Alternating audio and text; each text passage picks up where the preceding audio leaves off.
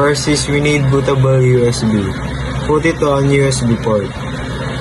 Start the PC and spam the delete or F2 button. Then when you enter bar screen, go to boot option. Find boot number 1 option and assign the bootable flash drive. Then put it on priority.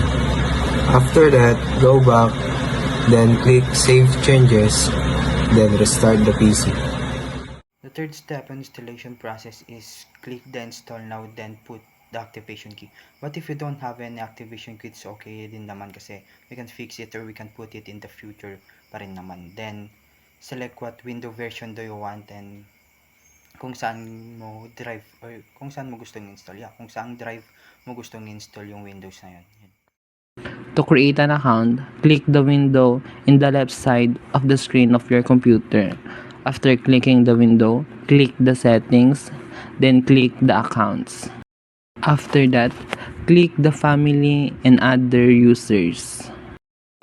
Then, if you see the box with plus sign in the inside, click that. Then choose the I don't have this person sign in information.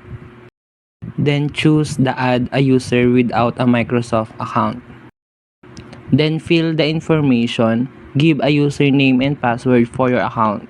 After giving a username and password, you need to give a secret question for resetting your password. After that, click next. If account has been created, to log in the account, you need to click the window, then select the user account.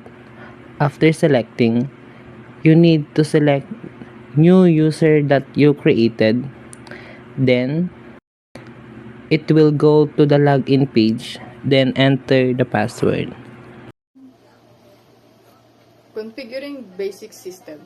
Configuration, tumutukoy sa arrangement ng hardware and software of IT.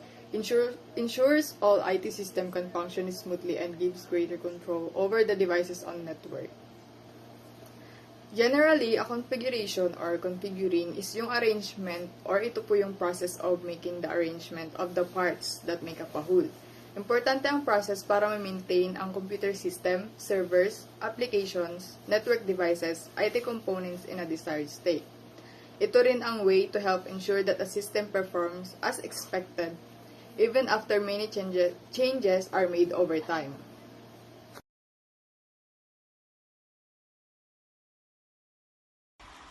The difference of Windows and Linux are they use different formats for hard drives. Windows is unable to read a drive that has been formatted for Linux, while Linux can read drives that are formatted as NTFS or FAT32, both Windows formats. The similarity of Windows and Linux offers strong security features, but the effectiveness of these features can depend greatly on user behavior and system configuration. The differences and similarities what I observed during the installation of Linux in Windows. So, installation of Windows is easy to install and set up on a machine. It requires fewer user input options during installation.